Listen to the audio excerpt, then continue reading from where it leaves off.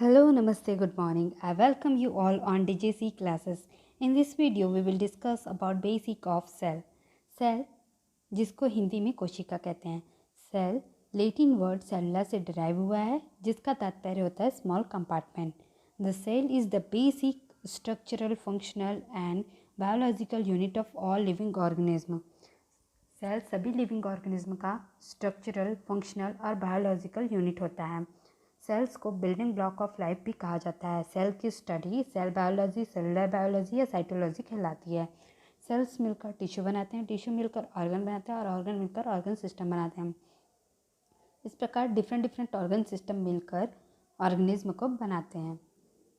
History.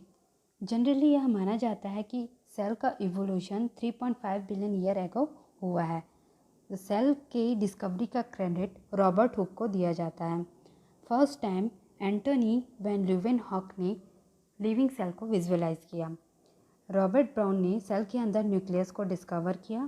Felix डुजार्डिन ने cell के अंदर फ्लूइड कंटेंट को डिस्कवर किया, जिसे पुरकिंजे ने प्रोटोप्लाज्मा नाम दिया.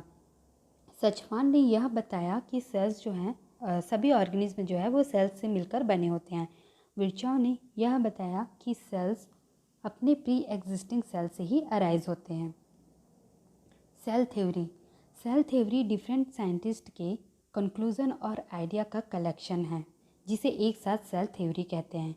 यह सेल्स के बारे में डिस्क्राइब करता है और बताता है कि सेल कैसे ऑपरेट होते हैं. इसके 3 मेन पॉइंट होते हैं. फर्स्ट है all living things are made up of 1 और more cell.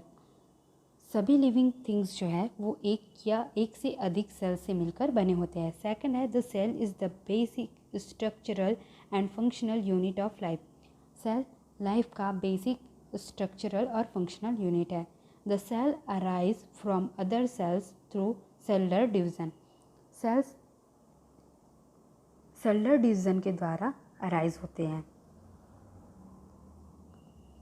Types of cell.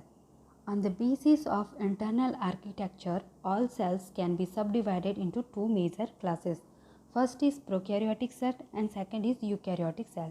Prokaryotic cell के अंदर आर्किया और बैक्टीरिया आते हैं, जबकि यूकैरियोटिक सेल्स के अंदर प्रोटिस्ट, फंजाई, प्लांट और एनिमल आते हैं. यहाँ पर एक कंपैरिजन की स्लाइड है जिसमें हम देखते हैं कि प्रोकैरियोटिक और यूकैरियोटिक सेल में क्या क्या डिफरेंसेस है और क्या सिमिलैरिटीज़ है. तो फर्स्ट पॉइंट है न्यूक्लियस. न्यूक्लियस प्रोकैरियोटिक सेल में एब्सेंट होता है, जबकि यूकैरियोटिक सेल में प्रेजेंट होता है. सेकेंड है मेम्ब्रेन इनक्लोज्ड ऑर्गेनेल्स, जो कि प्रोकैरियोटिक सेल में एब्सेंट होता है एंड यूकैरियोटिक सेल में प्रेजेंट होता है. इसका एग्जाम्पल है mitochondria, Golgi body, endoplasmic reticulum and all. Ribosome prokaryotic cell में 70S टाइप का होता है, जबकि यूकैरियोटिक सेल में 80S टाइप का होता है. ऑर्गेनिज्म टाइप प्रोकैरियोटिक यूनिसेलुलर होते हैं, जबकि यूकैरियोटिक यूजुअली मल्टीसेलुलर होते हैं. सेल वॉल प्रोकैरियोटिक में पाए जाते हैं और कॉम्प्लेक्स टाइप के होते हैं, जबकि यूकैरियोटिक सेल में सिंपल टाइप के होते हैं और केवल प्लांट और फंजाई में पाए जाते हैं. प्लाज्मा मेम्ब्रेन प्रोकैरियोटिक में प्रेजेंट होता है और यूकैरियोटिक में भी प्रेजेंट होता है. डीएनए प्रोकैरियोटिक में सर्कुलर होता है, इसमें हिस्टोन प्रोटीन नहीं पाया जाता है तथा इंट्रॉन्स भी नहीं पाए जाते हैं. यूकैरियोटिक सेल्स में डीएनए लीनियर होता है, इनमें इंट्रॉन्स पाए जाते हैं, जबकि और हिस्टोन प्रोटीन से बाइंड होते हैं. सेल डिवीज़न प्रोकैरियोटिक में बाइनरी फ्यूज़न के द्वारा होता है, जबकि यूकैरियोटिक में माइटोसिस और मियोसिस के द्वारा होता है. माइटोसिस सोमैटिक सेल्स में होती है, जबकि मियोसिस जर्म सेल्स में होती है.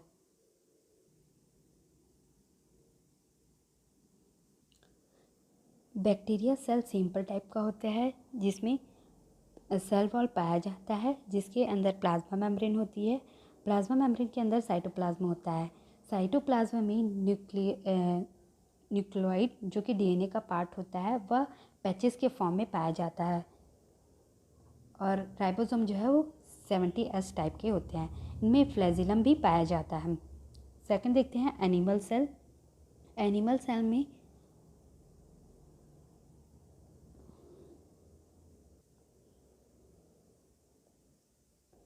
प्लाज्मा मेम्ब्रेन फॉस्फोलिपिड बाइलेयर का बना होता है जो सिलेक्टिवली परमिएबल होते हैं।